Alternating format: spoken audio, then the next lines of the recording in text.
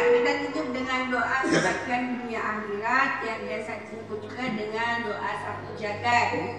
Rabbana atina fid dunya hasanah wa fil akhirati hasanah wa qina adzabannar. Ya, aku bilang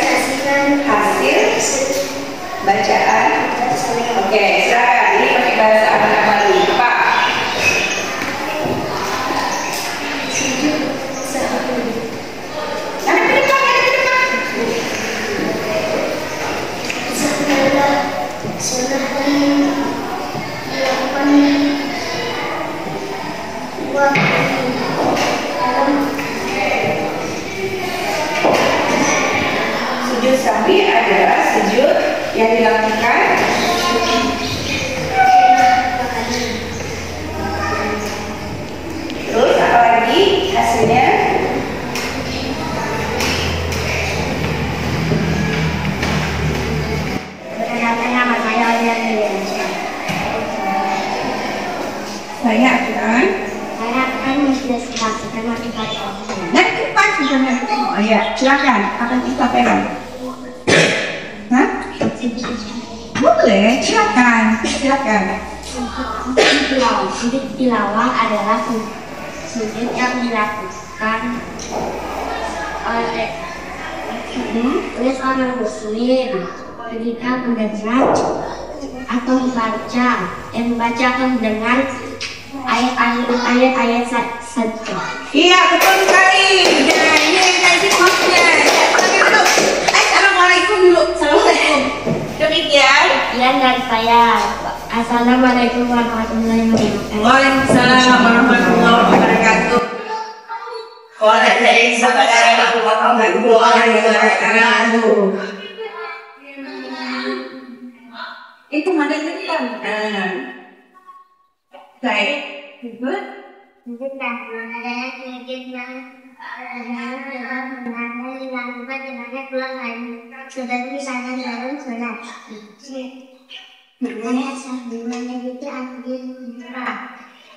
Ya.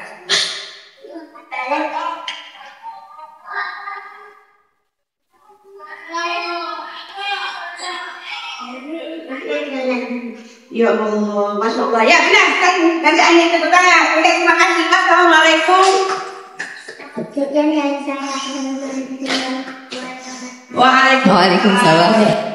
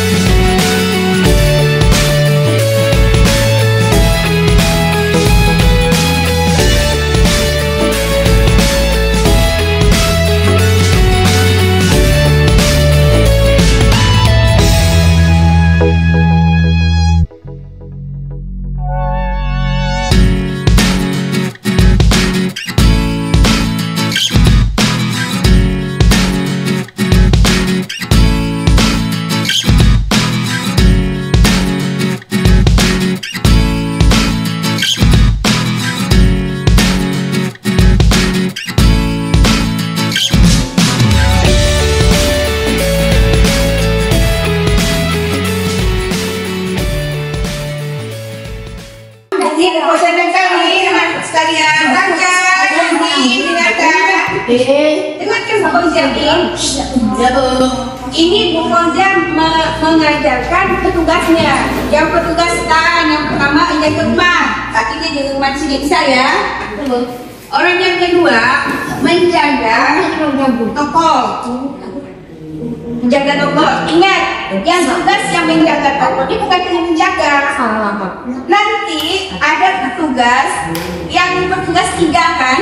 Petugas 3 dia ikutan penanya. Dia belanja ke kelompok sebelahnya. Yang petugas yang ketiga. Tapi yang jaga stand tadi ini bisa jadi petugas 3 dari kelompok lain datang ke dia dan nanya. Menanya yang punya kita, punya yang berjaga, bukan punya orang yang bertanya. Apa enggak? Nah, yang keempat, petugas yang keempat, dia mencatat temannya tadi. Oh, ini apa? Dia nanya, oh, jangan kita lapis. Saat itu apa? Nah, dia cerita.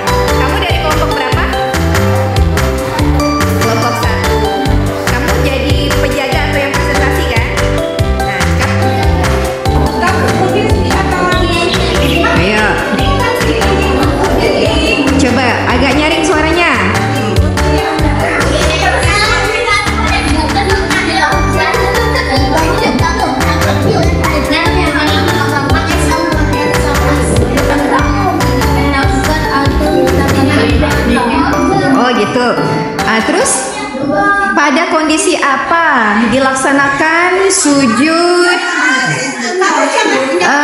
Kamu apa tadi? Sujud syukur. Pada kondisi apa dilaksanakan sujud syukur itu? Oh, ketika terhindar dari bahaya ya? Ya, siapa namanya? Atan. Nanti Atan kalau ada temannya yang datang ke sini jelaskan seperti tadi ya. Paham ya? Oke, kamu mau tanya? Pergi tanya ke dia. Oh, ke sini. Kamu jaga stand juga ya? Oke, kamu dari kelompok mana? Oke, coba jelaskan. Apa yang mau kamu jelaskan?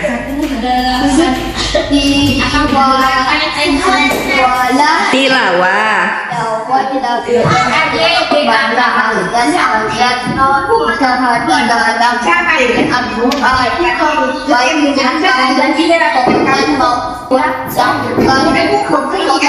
Ya, terus jelaskan apa yang menyebabkan sujud itu, sujud tilawahnya.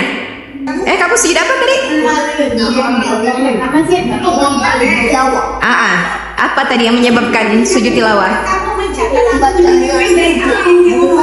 Oh ya, seperti apa sih ayat-ayat sujud itu? Coba kamu bisa jelaskan dah. Ayat-ayat sujudnya seperti apa? Sehingga kita harus membaca atau melakukan sujud tilawah itu kan pasti ada ayat-ayat sujudnya. Ayat sujudnya seperti apa?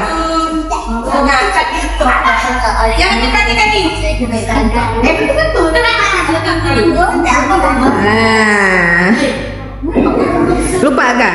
Coba ambil bukunya, cari lagi. Kalau pertanyaan begitu gimana? Ya, ayo.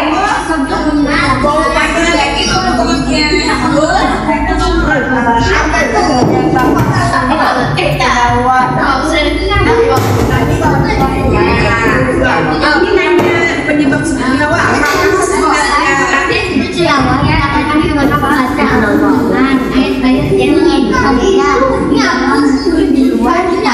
ya, itu jawabannya.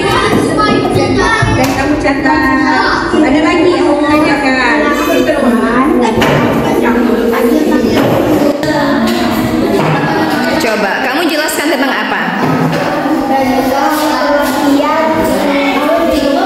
Tentang pengertian sujud syukur. Apa sih pengertian sujud syukur itu? Sujud syukur dilakukan sebagai penunjukan dari rasa syukur atau terima kasih kepada Allah Subhanahu wa Ta'ala. Berarti kalau dalam perbuatan sehari-hari itu seperti apa? Kalau kita harus sujud syukur tuh, misalnya perbuatan apa?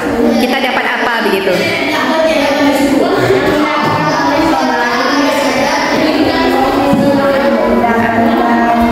Misalnya kita dapat nikmat, misalnya dapat apa? Hal-hal yang membahagiakan, atau selamat dari musibah, sehingga kita harus bersujud syukur ya. Oke. Nah, kira-kira kalau sujud syukur itu apa yang kita baca pada waktu sujud syukur? Apa bacaannya sujud syukur? Alhamdulillah ya. Iya ya, sujud syukur ya. Alhamdulillahirabbil alamin. Yakin enggak? Yakin tidak? Enggak yakin? Ah, coba kamu cari di buku. Apa benar waktu sujud syukur tuh harus bilang alhamdulillah? Nah, begitu ya proses tanya jawabnya. Coba Ibu masih utang pertanyaan ya. Ibu mau tahu kalau misalnya sujud syukur itu apa yang dibaca? Nah. Halo, dari kelompok mana? Iya, menjelaskan apa? Menjelaskan tentang sujud sahwi. Oh, tentang sujud sahwi. Sujud sahwi itu sujud apa sih? Sujud sahwi merupakan sujud karena lupa atau ragu dalam sholat. Sujud ini dilakukan juga pada sebelum salat. Hukumnya adalah sunnah. Oh, sunnah ya. Bisa nggak kamu sebutkan? Ya, kan ada bacaan tertentu ya kan? Nah, bacaan apa itu yang dibaca? Bunyi bacaannya misalnya seperti apa? Ya. Iya, coba seperti apa? Subhanaman la yahnamu wa la yahmul. Artinya maha suci dia yang tidak pernah tertidur dan tidak pernah terlupa. Oh, subhana man la yanahu wa la yasbu. Ketika sujud sahwi itu kan kita baca ketika kita lupa. Oke, misalnya lupa apa? Ketika lupa apa? Dalam sholat atau dalam gerakan sholatnya? Atau dalam bacaan sholatnya? Oh, karena tidak melakukan salah satu rukun salat seperti ruku atau sujud. Oh iya. Berarti kalau misalnya kita lupa rukunya, kita baca subhana man layana huwalanas hu. Coba ucapkan lagi. Subhana man layana huwalanas. Ya, oke. Jadi itu disebutkan ketika kita lupa dengan rukun, lupa dengan iya. Oke. Terima kasih atas penjelasannya. Ini mencatat ya tadi informasinya ya. Nyatatnya nanyanya begitu ya sama temannya ya. Ya.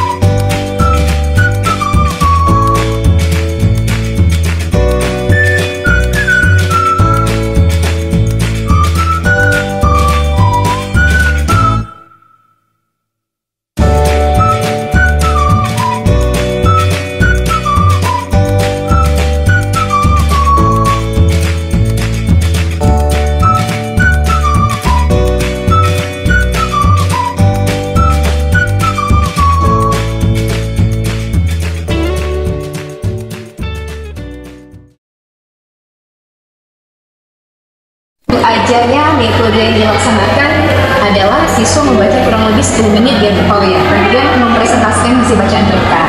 Cuma kalau saya lihat banyak anak-anak yang memang kurang mampu mempresentasikan. Jadi supaya tidak ada seperti semua anak itu diberikan kesempatan yang sama untuk menyuarakan apa yang mereka pikirkan. Jadi kita tidak perlu sampai anak itu suruh menunjukkan presentasi, tapi kita bisa gunakan metode ajak simbang tentang apa yang sudah dibaca mereka, apa, kemudian gimana, apa, siapa, gimana,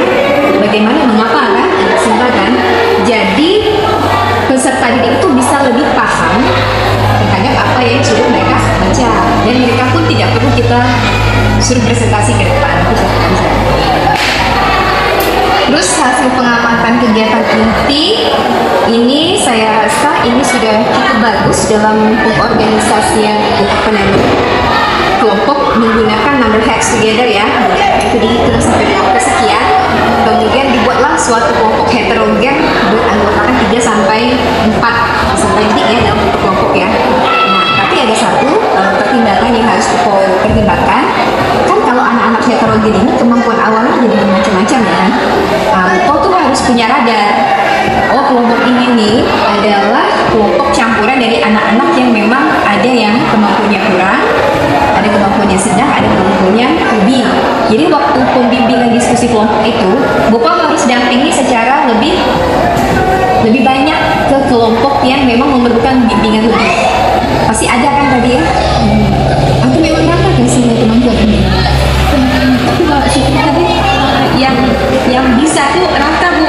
Tadi misalnya Rosi, terus yang si perempuan tadi aja, terus yang satu itu yang kecil tuh Bu.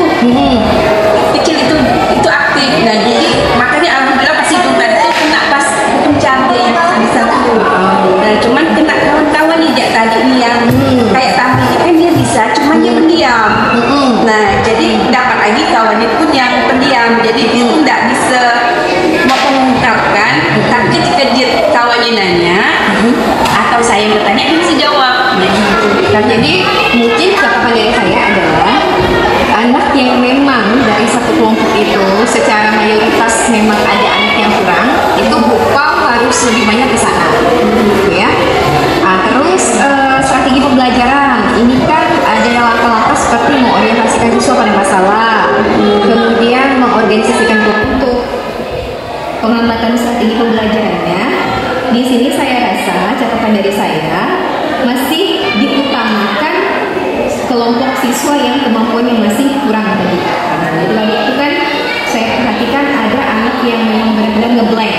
Ngeblank apa ya? Saya tanya tadi kan, tugas kamu apa nih di window shopping ini? Saya tanya, kamu sebagai penjual atau pembeli? Dia ngeblank, dia belum bisa memberikan jawaban apakah dia penjual ataukah dia pembeli. Jadi untuk pertemuan berikutnya, window shopping ini harus benar-benar kita sosialisasikan dengan baik dengan peserta didik. Jadi biar mereka tuh benar-benar paham kalau mereka itu kalau sebagai penjual tugasnya apa, pembeli itu tugasnya apa. Dan itu kan saya contohkan sedikit dengan cara langsung bertanya kepada yang menjaga toko. Langsunglah dia bercerita. Nah, saya langsung bilang ke mereka, ini ya caranya untuk dari penjual itu kamu presentasi. Itu ditekankan di situ, itu catatan saya. Kemudian pemanfaatan sumber daya media pembelajaran. Tadi sayang sekali umpan baliknya tidak bisa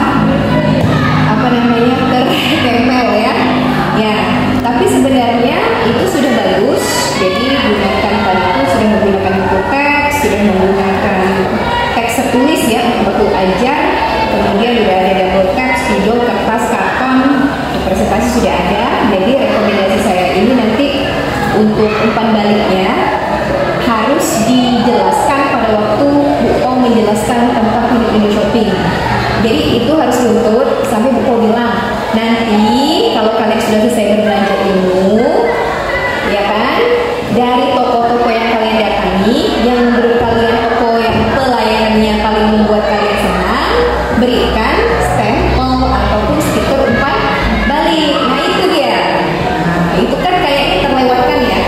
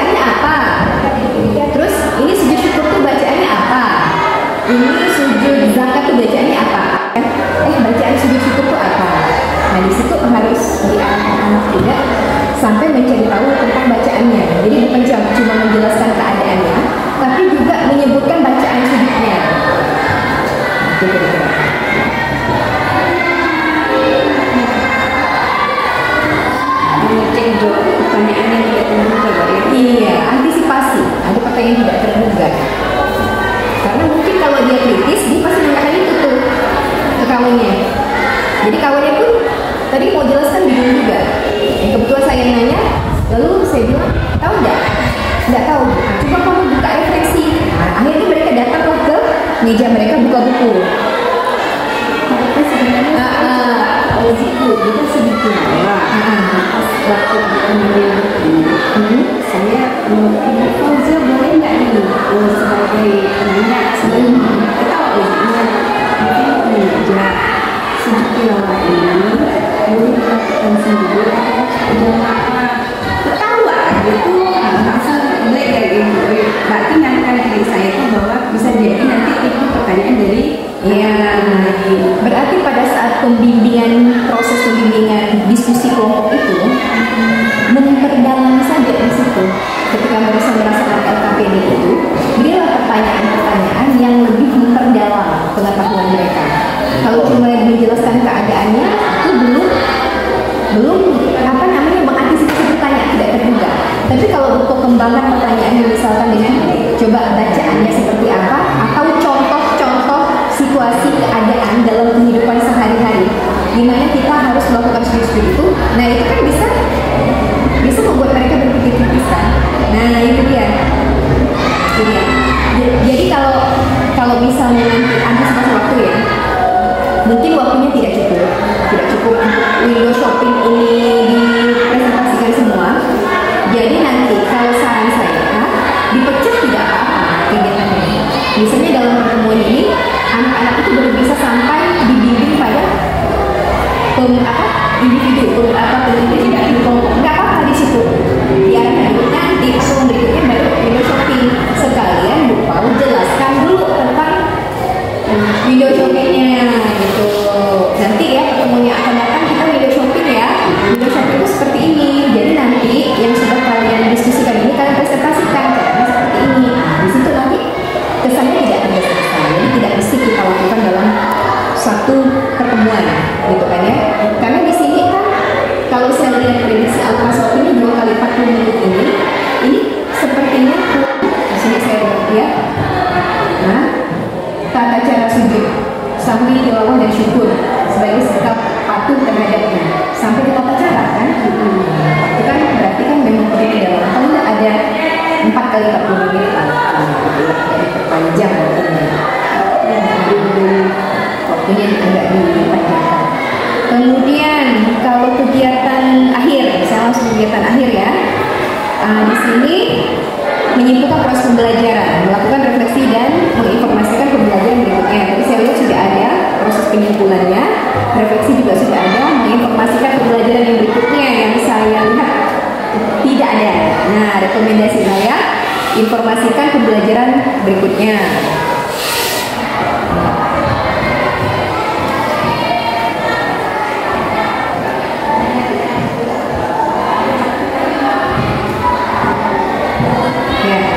Terakhir tinggal rencana asesmen. Nah, asesmen yang disampaikan ini kan kalau saya tidak salah berbentuk asesmen formatif ya. Formatif di mana nanti buku menilai dari hasil presentasi siswa ya kan. Nah, hasil presentasi siswa. Di sini tolong sampaikan ke siswa kalau presentasi kalian itu dinilai. Jadi buku harus keliling hari itu dengan lembar observasi. Nah, karena kan buku kan harus menilai proses mereka berbelanja itu. Jadi waktu mereka lagi melakukan proses window shopping itu, buku harus siap dengan lembar observasinya. Karena itu yang buku nilai presentasi mereka, cara mereka mempresentasikan, kemudian cara mereka bertanya, ya kan? Nah, itu yang dijadikan sebagai rencana asesmennya. Jadi rekomendasi saya itu, kan? Rekomendasi saya guru melengkapi pelaksanaan asesmen formatif dengan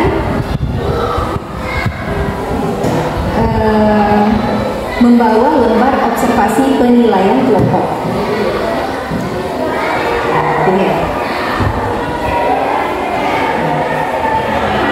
Nah, tadi kan ada saya rekam ya. Nanti kalau misalnya memang Upau menilainya, silakan nanti lihat saja nanti hasil Upau ngajar tadi. Jadi nanti Upau juga bisa menilainya ketika melihat video tadi ya. Nah, itulah gunanya kita memvideokan. Jadi kalau ada yang terlupa terlewatkan, kita bisa tonton lagi ya.